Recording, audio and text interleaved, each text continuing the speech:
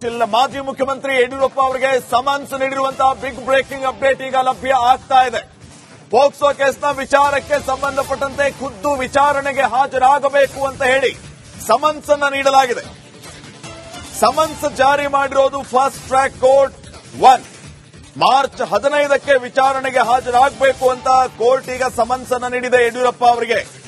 POCSO ಕೇಸ್ನಲ್ಲಿ BS Yediyurappa ಅವರಿಗೆ summons ಅನ್ನ ಜಾರಿ ಮಾಡಲಾಗಿದೆ.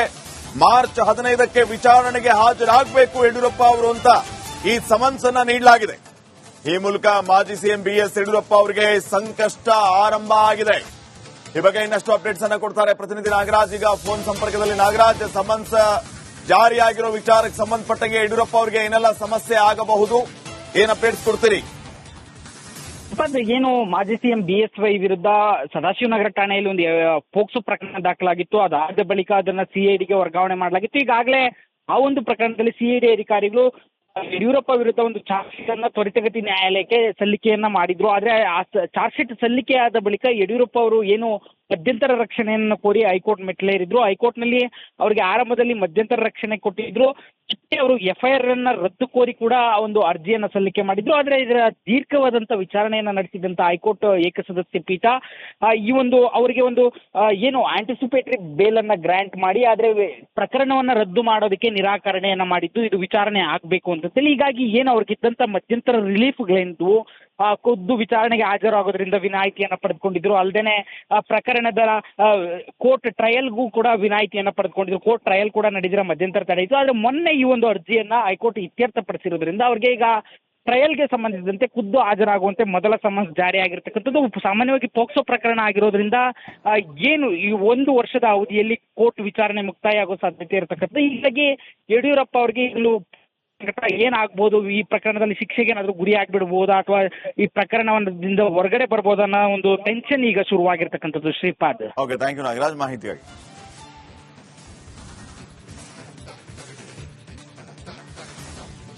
ಮಾಜಿ ಮುಖ್ಯಮಂತ್ರಿ ಯಡಿಯೂರಪ್ಪ ಅವರಿಗೆ ಸಮನ್ಸ್ ನೀಡಿರುವಂತಹ ಬಿಗ್ ಬ್ರೇಕಿಂಗ್ ಅಪ್ಡೇಟ್ ಈಗ ಲಭ್ಯ ಆಗ್ತಾ ಇದೆ. ಪೋಕ್ಸೋ ಕೇಸ್ನ ವಿಚಾರಕ್ಕೆ ಸಂಬಂಧಪಟ್ಟಂತೆ ಖುದ್ದು ವಿಚಾರಣೆಗೆ ಹಾಜರಾಗಬೇಕು ಅಂತ ಹೇಳಿ ಸಮನ್ಸ್ ಅನ್ನ ನೀಡಲಾಗಿದೆ. ಸಮನ್ಸ್ ಜಾರಿ ಮಾಡಿರೋದು ಫಾಸ್ಟ್ ಟ್ರ್ಯಾಕ್ ಕೋರ್ಟ್ 1. ಮಾರ್ಚ್ 15ಕ್ಕೆ ವಿಚಾರಣೆಗೆ ಹಾಜರಾಗಬೇಕು ಅಂತ ಕೋರ್ಟ್ ಈಗ ಸಮನ್ಸ್ ಅನ್ನ ನೀಡಿದೆ ಯಡಿಯೂರಪ್ಪ ಅವರಿಗೆ. ಪೋಕ್ಸೋ ಕೇಸ್ನಲ್ಲಿ ಬಿಎಸ್ ಯಡಿಯೂರಪ್ಪ ಅವರಿಗೆ ಸಮನ್ಸ್ ಅನ್ನ ಜಾರಿ ಮಾಡಲಾಗಿದೆ.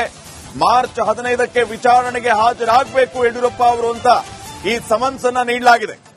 ಈ ಮೂಲಕ ಮಾಜಿ ಸಿಎಂ ಬಿಎಸ್ ಯಡಿಯೂರಪ್ಪ ಅವರಿಗೆ ಸಂಕಷ್ಟ ಆರಂಭ ಆಗಿದೆ.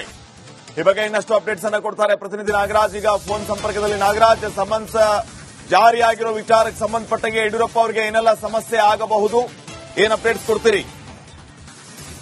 ಏನು ಮಾಜಿ ಸಿಎಂ ಬಿಎಸ್ವೈ ವಿರುದ್ಧ ಸದಾಶಿವನಗರ ಠಾಣೆಯಲ್ಲಿ ಒಂದು ಪೋಕ್ಸೋ ಪ್ರಕರಣ ದಾಖಲಾಗಿತ್ತು. ಅದಾದ ಬಳಿಕ ಅದನ್ನ ಸಿಐಡಿಗೆ ವರ್ಗಾವಣೆ ಮಾಡಲಾಗಿತ್ತು. ಈಗಾಗಲೇ ಆ ಒಂದು ಪ್ರಕರಣದಲ್ಲಿ ಸಿಐಡಿ ಅಧಿಕಾರಿಗಳು ಯಡಿಯೂರಪ್ಪ ವಿರುದ್ಧ ಒಂದು ಚಾರ್ಜ್ ಶೀಟ್ ಅನ್ನ ತ್ವರಿತಗತಿ ನ್ಯಾಯಾಲಯಕ್ಕೆ ಸಲ್ಲಿಕೆಯನ್ನ ಮಾಡಿದ್ರು. ಆದ್ರೆ ಆ ಚಾರ್ಜ್ ಶೀಟ್ ಸಲ್ಲಿಕೆ ಆದ ಬಳಿಕ ಯಡಿಯೂರಪ್ಪ ಅವರು ಏನು ಮಧ್ಯಂತರ ರಕ್ಷಣೆಯನ್ನು ಕೋರಿ ಹೈಕೋರ್ಟ್ ಮೆಟ್ಲೇರಿದ್ರು. ಹೈಕೋರ್ಟ್ನಲ್ಲಿ ಅವರಿಗೆ ಆರಂಭದಲ್ಲಿ ಮಧ್ಯಂತರ ರಕ್ಷಣೆ ಕೊಟ್ಟಿದ್ರು.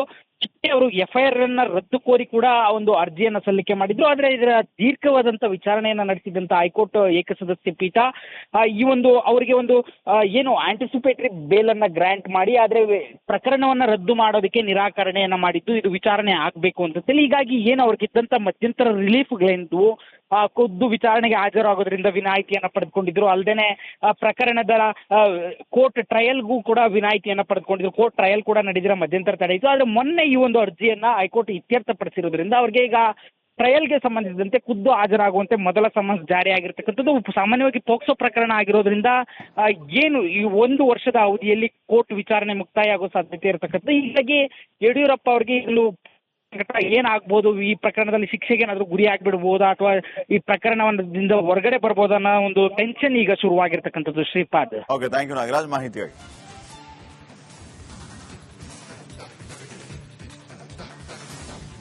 ಮಾಜಿ ಮುಖ್ಯಮಂತ್ರಿ ಯಡಿಯೂರಪ್ಪ ಅವರಿಗೆ ಸಮನ್ಸ್ ನೀಡಿರುವಂತಹ ಬಿಗ್ ಬ್ರೇಕಿಂಗ್ ಅಪ್ಡೇಟ್ ಈಗ ಲಭ್ಯ ಆಗ್ತಾ ಇದೆ. ಪೋಕ್ಸೋ ಕೇಸ್ನ ವಿಚಾರಕ್ಕೆ ಸಂಬಂಧಪಟ್ಟಂತೆ ಖುದ್ದು ವಿಚಾರಣೆಗೆ ಹಾಜರಾಗಬೇಕು ಅಂತ ಹೇಳಿ ಸಮನ್ಸ್ ಅನ್ನ ನೀಡಲಾಗಿದೆ. ಸಮನ್ಸ್ ಜಾರಿ ಮಾಡಿರೋದು ಫಾಸ್ಟ್ ಟ್ರ್ಯಾಕ್ ಕೋರ್ಟ್ 1. ಮಾರ್ಚ್ 15ಕ್ಕೆ ವಿಚಾರಣೆಗೆ ಹಾಜರಾಗಬೇಕು ಅಂತ ಕೋರ್ಟ್ ಈಗ ಸಮನ್ಸ್ ಅನ್ನ ನೀಡಿದೆ ಯಡಿಯೂರಪ್ಪ ಅವರಿಗೆ.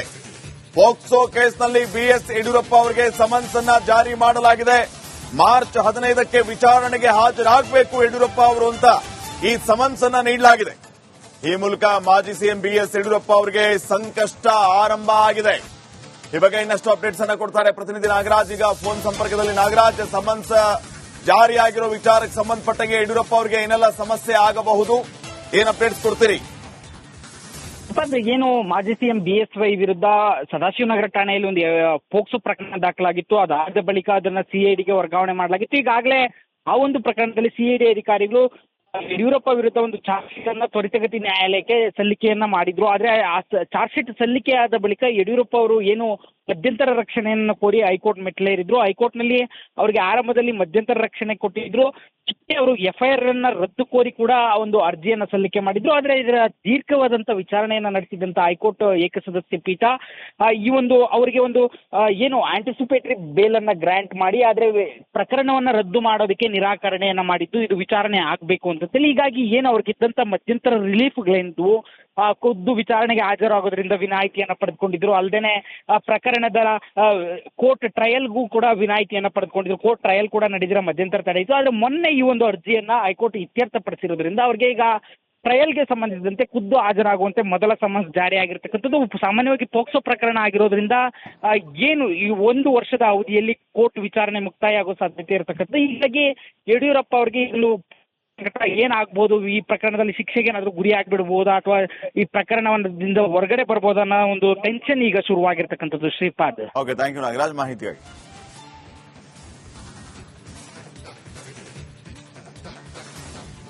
ಮಾಜಿ ಮುಖ್ಯಮಂತ್ರಿ ಯಡಿಯೂರಪ್ಪ ಅವರಿಗೆ ಸಮನ್ಸ್ ನೀಡಿರುವಂತಹ ಬಿಗ್ ಬ್ರೇಕಿಂಗ್ ಅಪ್ಡೇಟ್ ಈಗ ಲಭ್ಯ ಆಗ್ತಾ ಇದೆ. ಪೋಕ್ಸೋ ಕೇಸ್ನ ವಿಚಾರಕ್ಕೆ ಸಂಬಂಧಪಟ್ಟಂತೆ ಖುದ್ದು ವಿಚಾರಣೆಗೆ ಹಾಜರಾಗಬೇಕು ಅಂತ ಹೇಳಿ ಸಮನ್ಸ್ ಅನ್ನ ನೀಡಲಾಗಿದೆ. ಸಮನ್ಸ್ ಜಾರಿ ಮಾಡಿರೋದು ಫಾಸ್ಟ್ ಟ್ರ್ಯಾಕ್ ಕೋರ್ಟ್ 1. ಮಾರ್ಚ್ 15ಕ್ಕೆ ವಿಚಾರಣೆಗೆ ಹಾಜರಾಗಬೇಕು ಅಂತ ಕೋರ್ಟ್ ಈಗ ಸಮನ್ಸ್ ಅನ್ನ ನೀಡಿದೆ ಯಡಿಯೂರಪ್ಪ ಅವರಿಗೆ. ಪೋಕ್ಸೋ ಕೇಸ್ನಲ್ಲಿ ಬಿಎಸ್ ಯಡಿಯೂರಪ್ಪ ಅವರಿಗೆ ಸಮನ್ಸ್ ಅನ್ನ ಜಾರಿ ಮಾಡಲಾಗಿದೆ. ಮಾರ್ಚ್ 15ಕ್ಕೆ ವಿಚಾರಣೆಗೆ ಹಾಜರಾಗಬೇಕು ಯಡಿಯೂರಪ್ಪ ಅವರು ಅಂತ ಈ ಸಮನ್ಸ್ ಅನ್ನ ನೀಡಲಾಗಿದೆ. ಈ ಮೂಲಕ ಮಾಜಿ ಸಿಎಂ ಬಿಎಸ್ ಯಡಿಯೂರಪ್ಪ ಅವರಿಗೆ ಸಂಕಷ್ಟ ಆರಂಭ ಆಗಿದೆ.